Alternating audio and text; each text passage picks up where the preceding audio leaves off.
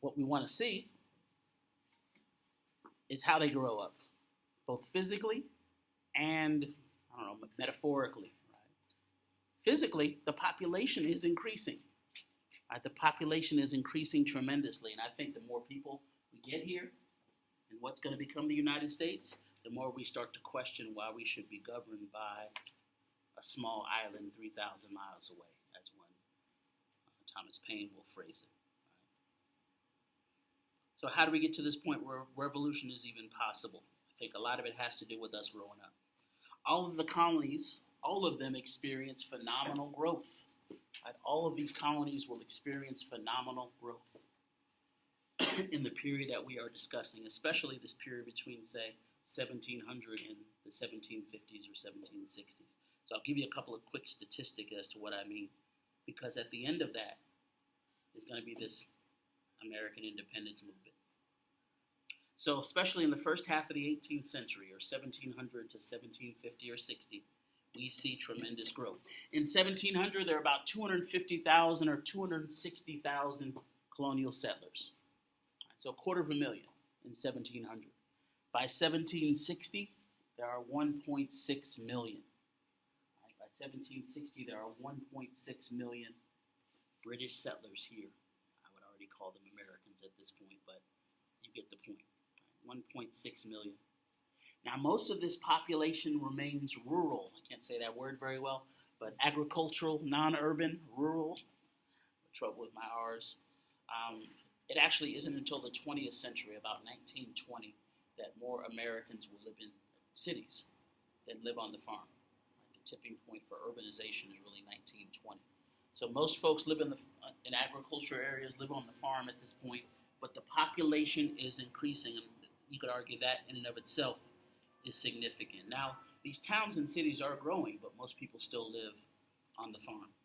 But in the cities, you have a leadership group. You have a group of merchants. You have a group of commercial traders that are starting to question some of those mercantilist policies that we saw before. Remember those policies that were designed to help the mother country and not to help folks necessarily here? Now, if you're in business, you're going to start to question, why do I have to do something that's not in my economic interest? Why do I have to do something, especially if you've never been to England? It feels far off, it feels distant, it feels theoretical, whereas you start to feel like you're being treated as less than equal, right? Less than equal, that you don't have certain freedoms, you don't have certain choices. And it's really interesting, many of the colonials in this period start to label themselves as slaves. Are we the slaves to the British? Because what's a slave? A slave doesn't have choice. A slave is told what to do. Now, I think it's interesting that they choose that word specifically. I think it's not a coincidence at all. They could look around them and see actual slaves, and they knew exactly what they did not want to be. So we're going to see that rhetoric increase as we get closer to the revolution. So again, you're going to, especially in the cities, start to get folks that will be questioning this policy of mercantilism. Well, what is mercantilism? We talked about it, kind of defined, got a working definition of it, and we even traced it all the way back to 1651 at least, with that Act of Trade and Navigation in 1651. Let me give you another example. 1660. All right, there's another law that will be passed in 1660 and 1663 that kind of illustrate, I think, what the British wanted from this policy of mercantilism. But it's also going to illustrate how little sense it seemed to make to some of the colonists. So in 1660, they will pass a Navigation Act. Right? A Navigation Act is passed in 1660 that said two things. This Navigation Act says two things. Number one, first of all, it's designed to protect the British and their merchants' interests, but it says a couple of things, and the Americans feel like these things are hurting them. Number one, the act stipulated that no ship could trade in the colonies unless it had been built in England or in the colonies. So no ship, I'm saying ship with a P, no ship could trade in the colonies unless it had been built in England or in one of the colonies. So basically, no Dutch ships can come here and trade, no French ships can come here and trade, no Spanish ships can come here and trade. Well, what if the British or the Dutch, what if the Dutch or the French or the Spanish have some goods that we want? Doesn't matter. Now, from the English perspective, they're like, why would you want to trade with the French anyway? You're English subjects. You're supposed to be trading with England. But some colonists are like, we like Dutch tea better. We like certain products better. And eventually this is going to lead to tension. So the first thing is, again, no ship could trade in the colonies unless it had been built in England or in one of the other English colonies. Secondly, and related to the first one, certain goods that were produced in the colonies, certain goods that were produced here, like tobacco, sugar, those raw materials, certain goods that were produced in the colonies, could be transported only to England or to another English colony. So if you're a tobacco farmer and a Dutch merchant comes and says, look, I'll give you double the price that England's paying you, you're like, okay, cool. What time do I meet you? But that's against the law. You have to sell it to the British or to a British colony. But that is not in your economic interest. But if you're patriotic, you're supposed to do these things unquestioningly, right? That's what the colonials will start to question, that relationship. So certain goods produced in the colonies can only be sent to England or to the other colonies. This does not seem to make sense. What might be even more ridiculous is the Staple Act. The Staple Act of 1663, which is kind of similar. The Staple Act basically said this: nothing could be transported to America unless it had first been shipped through England. Now, wait a second. What if you wanted to trade for Cuban cigars? Cuba's 100 miles off the coast, right? You wanted to go ahead and make a little deal there. You mean you got to ship through England first, 3,000 miles away, to come all the way back to 100 miles away? That seems ridiculous, and it's going to cost you more, right? But the Staple Act said that that is what you had to do. Nothing could be transported to America unless it had been transshipped first through England, thus raising the price for colonial consumers. So these kind of restrictions will anger New England merchants in particular. They're also going to anger the elites in a place like Virginia that held slaves. So think about how they're almost creating an American identity, right? You're not only angering, say, a Boston merchant, but you're also angering a Virginia farmer who are going to start to have something in common with each other, even though they live in two separate colonies. So, again, we could argue that they're creating a nation here without even knowing it. Now, again, despite these navigation acts being on the books for at least 100 years, they had largely been ignored. They had not been enforced. What do we call that? Benign neglect. England had been neglecting to enforce them. But after the 7 Years' War ends in 1763, benign neglect comes to an end. Benign neglect comes to an end. And England will start to enforce such acts. They will start to crack down. They will start to try to enforce them. So again, we've seen here several things that are going to raise the ire, that are going to anger the colonials. And we've seen some examples of this early on, this kind of American identity, this issue of class emerging. We talked about Bacon's Rebellion briefly last time. Remember, that was a conflict in Virginia around 1676. It happened shortly after a native revolt. And so after that native revolt is ended, the British colonial government says, okay, look, let's calm things down. Let's stop encroaching on native land for a while. Right? When we encroach on native land, it leads to war with native peoples. And so after they put down, I believe it's Pontiac's Rebellion, they put a ban on further expansion. Well, Bacon has just gotten to Virginia. Right? Bacon comes here for his American dream. Let me get some land, do this and that. And he's told, no, you cannot expand at the expense of native peoples. He's like, what? He's very upset with the governor, William Berkeley, who he felt had given all the good land to his friends anyway. And so he will revolt. He will get an army behind him, especially of indentured servants and other landless people, who first start attacking native peoples. And when the government challenges them, they burn down Jamestown.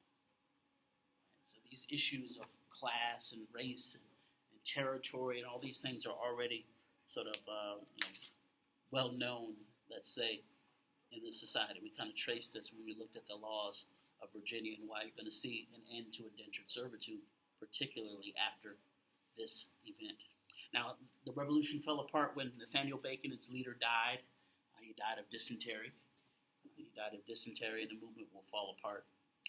But Bacon kind of highlights some of the tension between the colonials and some of these royal governors that are put in place. Right? A royal governor is put in place by the king or the queen of England, whereas the colonial assemblies are kind of elected by the people. Right?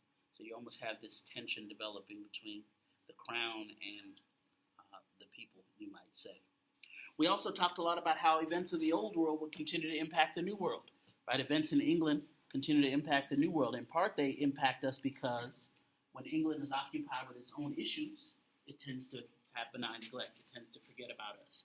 But there are other reasons, right? When war breaks out in the old world, war is often next to come to the new world. Right? The Glorious Revolution, for instance, in England has a component here in the new world. Right? The English Civil War leads to the Restoration colonies, as we've seen after the Stuart Restoration. So connections between old and new world are very real. But keep in mind, especially this question of benign neglect, right? Allowing the colonies to develop with little interference, forgetting about them for long periods of time, basically. These colonial assemblies get used to making their own decisions. But what happens when they're told they can't do that? They're going to rebel against that. They're going to feel like that's oppressive. Some will start to question whether they need a king or a queen at all. Whether they need a king or queen 3,000 miles away that has no idea what's happening on the ground here, and it takes 3 months to get their orders anyway. Why do we need that? Some will start to question that. And you'll start to see more and more this movement towards revolution, especially after the bill comes due for the 7 Years' War. Right? Especially after that bill comes due and England starts doing things like taxing the colonists. Right? Taxing the colonists. Well, there's one more thing, at least, to highlight this question of how we become American. I mentioned how slave revolts may push people to become American, how conflict with Native Americans may push these colonials to think outside of their neighborhoods, right, to think of themselves as Americans. The Great Awakening is a point that was raised in the video as well. Well, how does a religious movement push people to become more American? Well, I would argue that it helps to create an imagined community. How so? Well, the Great Awakening is a religious movement, people questioning whether they're living in a way that God would be pleased. And they're deciding, you know what? They're not. God might not be so happy with them. Now, if you are a religious person and you feel like God is not happy with you, you have a crisis. You got to do something different. If you feel like you're going to hell and you're a religious person, you're going to try to change your course. You're going to see this Great Awakening start off as just a religious movement, you might say, but become this kind of cultural, social, even political movement. And the text talks a lot about the connection between the religious aspects and the political aspects, especially for the non-English immigrants that are here. These non-English immigrants also are going to be central to this Great Awakening movement. Great African Americans will be greatly influenced by the Great Awakening. Many of them are converted to Christianity for the first time during the Great Awakening of the 1730s, 1740s, and afterwards. Right. Well, how does this sort of impact our story specifically? Well, there are going to be ministers, people like a Jonathan Edwards in Massachusetts, or George Whitefield, who actually, I don't know what that is. George Whitefield actually comes to the colonies from, I don't want to do that, from England, and starts preaching up and down the colonies, right? Preaching up and down the colonies about what God wants them to do. Jonathan Edwards, a very famous minister from the Great Awakening region, starts preaching in Northampton, Massachusetts, but he's going to preach the same sermon up and down the colonies. So I argue this is helping to create an American identity, right? You could hear the same sermon in Massachusetts and in Virginia, right? In Pennsylvania or New York. You can hear the same message. Jonathan Edwards' most famous sermon is probably the sermon titled, Sinners in the Hands of an Angry God. Sinners in the Hands of an Angry God.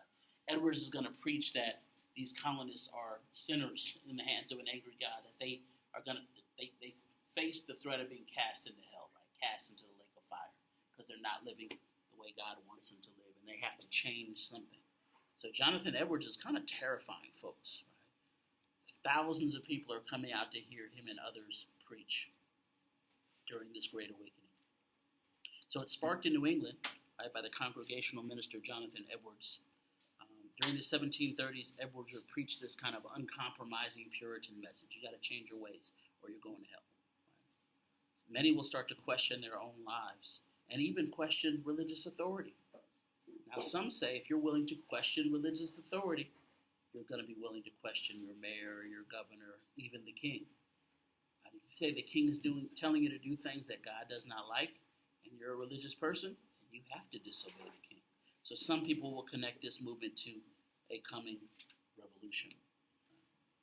He also will preach, Edwards will, that New Englanders are a chosen people, right? They're exceptional, they're unique, that they have been chosen to show the rest of the world the way. And so they have a mission, right? They have to live up to that mission. The British minister George Whitefield, or Whitefield, I've heard it pronounced both ways, but Whitefield comes to the colonies and also will be preaching during the 1740s and 1750s. He attracts thousands of people to come hear him. Right? Whitefield will preach out in a field, an open field, and there'll be 3,000 or 4,000 people sitting out in the sun listening to him for hours.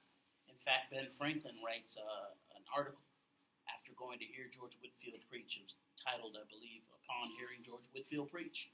He talks about this kind of spiritual feeling that came over him. He talks about it washing over him and how he felt a certain way about this, and they were willing to sit in the hot sun for hours and figure out what God wanted them to do. Now, this is actually doubly significant because Ben Franklin didn't really consider himself a religious person.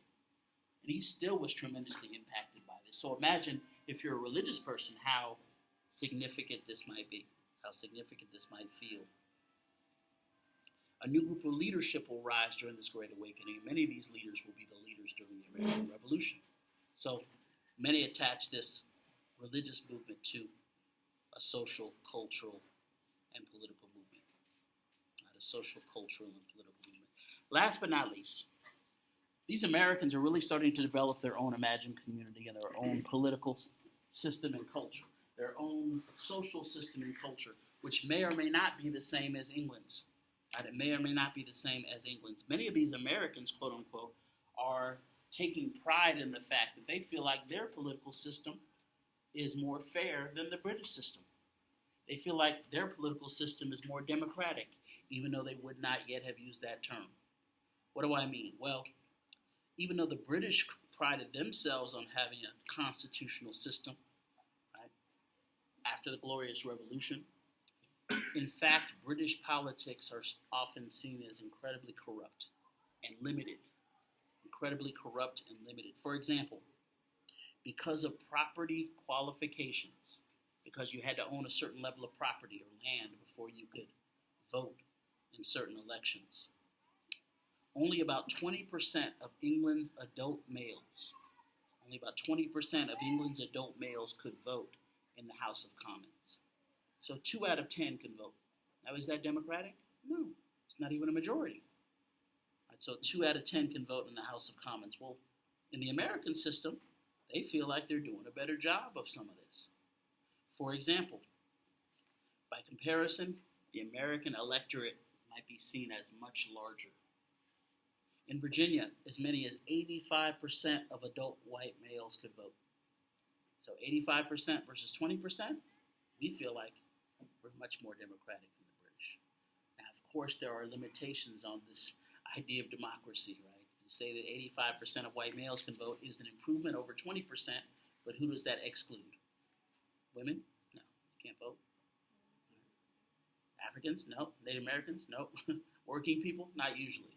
So there's still going to be limitations. We'll talk about that. But compared to what they were coming from, you can understand why they're like, man, our system is an improvement. Massachusetts might see an even higher percentage of voting. So think about how we start to imagine our political system as being different than the mother country.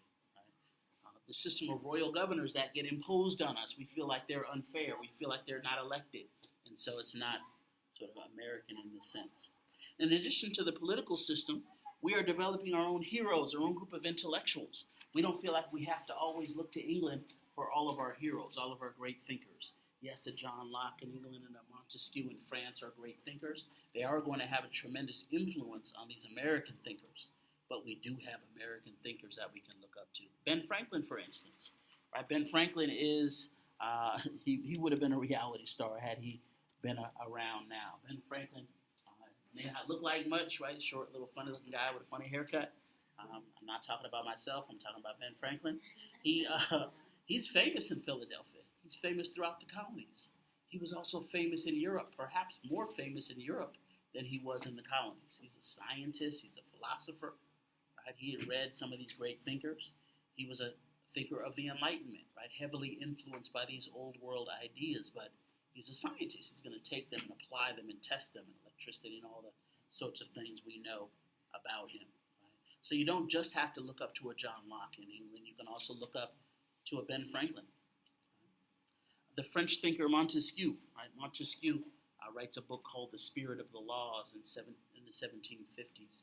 He and others would put forth ideas like separate branches, right, and separation of powers in government. What does that sound like? Well, that's going to sound like the American political system after our revolution, right? We're heavily influenced by these ideas. Thomas Jefferson has read all of these thinkers and is going to kind of translate that into a Declaration of Independence. Right? He's heavily influenced, especially by someone like a John Locke. So think about how old world ideas continue to impact these new world thinkers, and that we now have our own heroes, right, to imagine ourselves being like. We are becoming American, you could say. But I would argue this is a process. Right? This is definitely a process. How do we know? Well, we can see that it's not a completed process yet. Not a completed process. What do I mean? Well, a good example of this is going to be the Albany Plan of Union in 1754. In 1754, we have something called the Albany Plan of Union. And I think it shows that we're beginning to think of ourselves as Americans, but we're not quite there yet. It's a plan devised by Ben Franklin. Right? Remember, benign neglect is coming to an end, slowly but surely. In addition, the 7 Years' War is going to raise the need for revenues, which is going to mean more taxes. Right? Defending Canada, defending the Louisiana Territory would require the permanent stationing of British troops, which is going to be irritating to the colonials, especially since British troops are supposed to be quartered in colonial homes, supposed to be fed by colonists. Right? We don't like that so much moving forward. All this warfare means that England is now needing help paying this bill, and they're going to look to the colonies to pay the bill. Some colonial leaders will start to look for more opportunities for cooperation across borders, across colonial borders.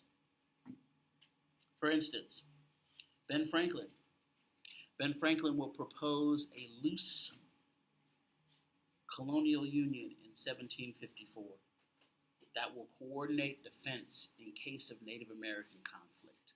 So if there's a Native American conflict that jumps off in Virginia, all the other colonies are supposed to participate. You're supposed to send troops. Now that sounds like you're acting like a nation, right? Now some in New York are like, wait a second, we don't care what happens in Virginia, that's their problem. But what if that spreads? Or what if you need help? So Ben Franklin says, look, let's come up with this devise this Albany Plan of Union. Right? It's a plan where every colony will send help in a case of kind of national crisis, especially like a slave revolt or a Native American conflict. So he puts forth this plan. He's very happy with it. Look what I've drawn up, right? Albany Plan of Union. Right? It's our own kind of imagined community. And the colonists are like, no, thank you. Thanks, but no thanks. Why? Because they're not yet a nation. They're like, that's not our issue, right? Rhode Island's like, we're not concerned with what happens in South Carolina. It's a far way away. I think they're moving in that direction, but they are still not there yet. Even Ben Franklin, as popular as he is, can't get them to sign off on something that they feel like they may give up their own independence for. Right? That they have to help someone else, that doesn't sit right with them as of yet. Now, even though it does not pass, it's going to set an important precedent. The colonial leaders come together, they debate it, they do not adopt it, but later on, this is going to be an important model of perhaps what a nation might look like. Right? especially as we get into this period of native conflict and the 7 Years' War. The British will begin raising taxes in 1764. These native conflicts have one last significance: experience. They're going to give these colonials military experience. They mentioned a 21-year-old Army official by the name of George Washington, right, who gets a lot of experience in the 7 Years' War. He's going to be prepared then for the Revolutionary War, right, to lead the Continental Forces. He perhaps wouldn't have had that experience before had he not been involved in these native conflicts. So, to conclude, in 1763, most of the ingredients for independence may already be here. By 1763, most of the ingredients for independence may already be here. We have this greater non-English immigration, right? Greater non-English immigration, ethnic diversity. We have this distinctly American religious awakening, the Great Awakening, that's pushing people to think beyond their colonial identities.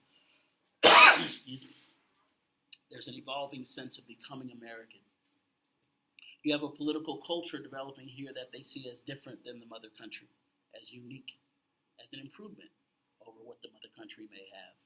You have commercial elites that feel like Britain's economic policies are hurting them. You have farmers that feel like Britain's economic policies are hurting them, north and south. Eventually, this will lead to perhaps a coming together. You have a trained officer corps. We are a nation of farmers, but there are some folks with some military experience. So when the shooting starts, they may have a better idea of what to do and how to defend themselves. And after 1763, when the French and Indian War ends, the British Parliament will begin to view the colonists as an important source of revenues, right, to finance Britain's newly won empire. They win. Britain wins in 1763, but how are they going to pay the bill? Well, they expect us to pay, and we are not so pleased with that, as we will see later. So when King George III becomes king in 1760, the overwhelming majority of colonists were still loyal to the crown, but that will change fairly quickly. And what we want to do is explore how that change happened.